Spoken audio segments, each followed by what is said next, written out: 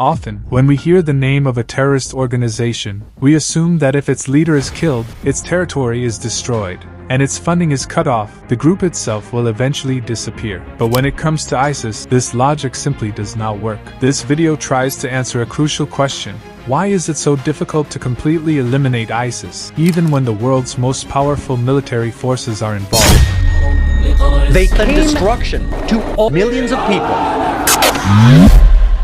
ISIS is no longer just a terrorist group. It has evolved into an ideology, one that moves faster than borders, armies, and individual leaders. There was a time when ISIS controlled vast areas of Syria and Iraq. At its peak, its fighting strength was so significant that analysts compared it to some of the world's most powerful military forces. Its terror network had spread across more than 86 countries, and according to reports, its daily earnings were in the range of millions of dollars. This is where the story enters the global spotlight. In 2019, the President of the United States publicly announced that ISIS had been defeated on the battlefield. Abu Bakr al-Baghdadi is dead. He was the founder and leader of ISIS. He died like a dog. He died like a coward. Global media ran a single dominant headline: Baghdadi is dead. ISIS is finished. But this is where a critical assumption begins to collapse. If ISIS was truly finished, why did attacks continue across Europe, the Middle East, Africa, and Asia? Belgium, France, Afghanistan, Congo, Syria, different continents, but the same ideology. So the question arises, was ISIS ever truly eliminated? The answer cannot be reduced to a simple yes or no.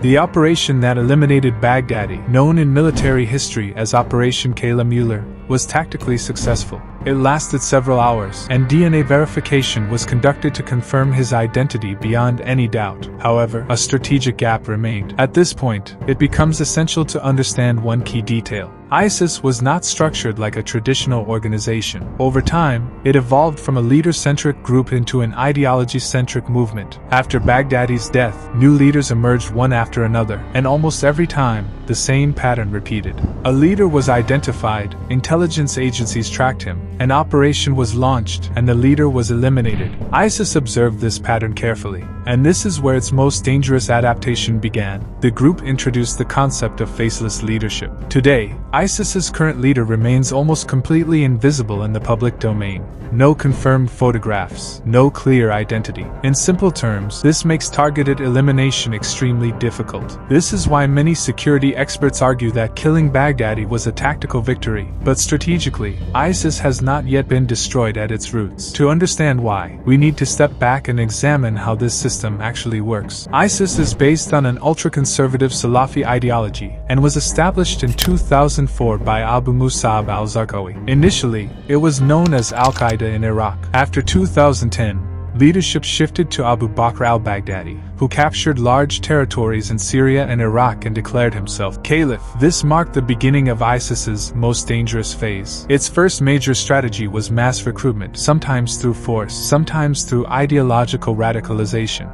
At its peak, the group commanded hundreds of thousands of fighters. By 2015, tens of thousands of individuals from around the world had aligned themselves with its ideology. But its most dangerous weapon was something else entirely: lone wolf attacks. This is where the story becomes even darker. A lone wolf attack involves a single individual who plans and executes an attack independently, without direct physical contact with the organization, often driven purely by online propaganda and ideological influence. Attacks in Orlando, Paris, and Manchester followed this pattern. According to security agencies and intelligence reports, ISIS has perfected this strategy. Individuals radicalized online carry out attacks in their own countries without ever traveling to Syria or Iraq. This is precisely why, despite losing territory, ISIS remains globally relevant and dangerous.